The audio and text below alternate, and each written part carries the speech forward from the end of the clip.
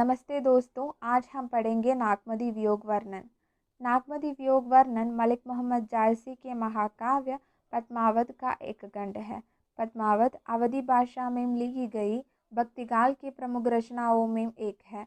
मलिक मोहम्मद जायसी ने पद्मावत की रचना चित्तौड़ की राजा रत्नसेन और सिंहल देश की राजकुमारी पद्मावती की प्रेम गाथा को आधार मानकर किया है, लेकिन राजा रत्नसेन पहले से ही विवाहित थे और उनकी रानी का नाम नागमती था। एक दिन राजा रत्नसेन ने हीरामन नामक तोते के मुख से पद्मावती की अनुभव सौंदर्य का वर्णन सुनता है और उसे प्राप्त करने के लिए अपनी रानी नागमती को छोड़कर सिंहल देश की ओर चल पड़ता है। इधर रानी नागमती को असहनीय वियोग का सामना करना पड़ता है। तभी जायसी ने नागमती के विरह का वर्णन नागमती वियोग खंड में किया है।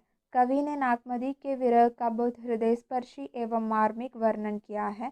आज का प्रकरण हम रामचंद्र शुक्ल द्वारा संपादित जायसी ग्रंथावली से लिया गया है। तो चलिए अब हम पहली पद की व्याख्या शुरू करते हैं। नागमती चित्तौर पद हेरा, पियू जो गए फिरी कीन्ह न फेरा। नागरी नारी काहू बस परा, तेई बिमोही मोसौ चितुहरा। सुआ काल होई लय गा पियू, पियू नहीं लेत लेत बरु जियू। बयऊ नारायण बावन करा, राज करत बलि राजा चरा। करन बान लीन्हेऊ चै चंदू, भारत बयऊ जिलमिल आनंदू। मानत बोग गोबी चंद बोगी, लय उपसवा जलंधर जोगी। लय कान्ही बा अक्रूर अलोबी, कडिन बिचोऊ जियू किमि गोबी। सारस जोरी किमि हरि, मारी गयऊ किन गग्गी। जुरी जुरी पांजरी, दनी बई बिरह कई लागी अग्नि। पंक्ति: नागमती चित्तौर पद हेरा, पियू जो गए फिरी कीन्ह न फेरा।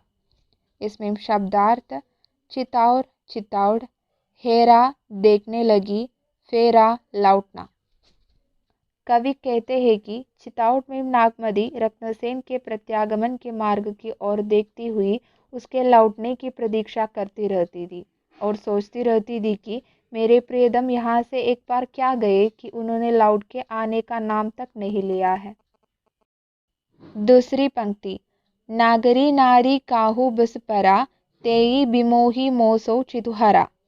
शब्दार्थ: नागरी चतुर स्त्री, बिमोही मोहित करके, बस वश में। इसमें नागमती को प्रतीत होता है कि उनके प्रियतम किसी चतुर नारी के वशीभूत हो गए हैं और उसने उनको मोहित करके अपने से अपहृत कर लिया है। तीसरी पंक्ति: सुआ काल होई लय गा पियू, पियू नहीं लेत लेत बरु जियू। तीसरी पंक्ति में नागमती यह सोचती है कि वह तोता माने हीरामन तोता मेरे लिए काल तुल्य बनकर मेरे प्रियतम को मुझसे अलग करके अपने साथ ले गया है। वह कहती है कि उस तोते को मेरे प्रियतम को नहीं ले जाना चाहिए था, चाहे उसके स्थान पर मेरी जान ले ले।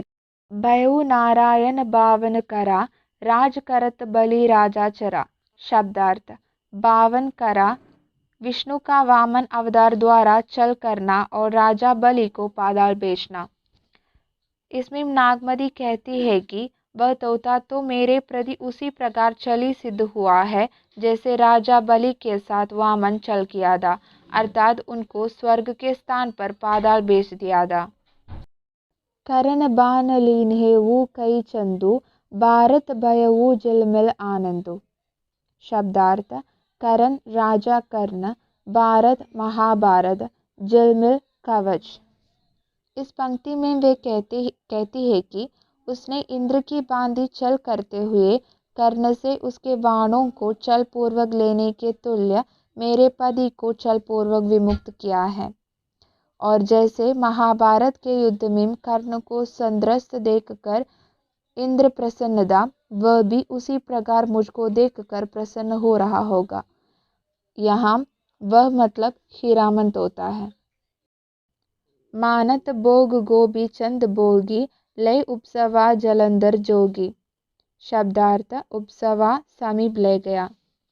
इसमें नागमती कहती है कि राजा गोपीचंद्र को जिस प्रकार जालंधर योगी अपने साथ ले गए थे, उसी प्रकार राजश्री भोगों में लिप्त मेरे प्रियतम को हीरामन तोता ले गया है।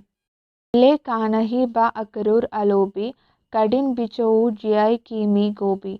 शब्दार्थ अक्रूर अक्रूर जो कृष्ण को गोकुल से मथुरा ले गए थे। नागमती कहती है कि वह तोता मेरे प्रियतम को अपने साथ ले जाकर उसी प्रकार विलुप्त हो गया है जैसे श्री कृष्ण को अक्रूर अपने साथ मथुरा ले गए थे, और अब मुझे विरहिणी का जीवन जीना उसी प्रकार दुष्कर हो गया है जैसे कृष्ण के वियोग में गोपियों का जीवन दुष्कर हो गया था। सारस जोरी किमी हरिमारी गयो किन गग्गी। शब्दार्थ किमी कैसे। इसमें नागमती अंदर विलाप सा करते हुए कहने लगी कि अरे तोते, तूने हमारी सारसों जैसी जोड़ी को भंग किया है। इससे अच्छा तो यह रहता कि तू गग द्वारा मेरी हत्या कर देता। जुरी जुरी पांजरी दनी बही बिरह के लागी अग्नि। पांजरी पिंजर हड्डियों का ढांचा, जुरी सूख कर। अंत में नागमती कहती है कि अब तो मेरी काया में ऐसी विरहाग्नि सुलगी रहती है कि उसमें जलकर मेरा शरीर जूर जूर हो उड़ा है। उसमें रंज मात्र भी सत्व नहीं बचा है।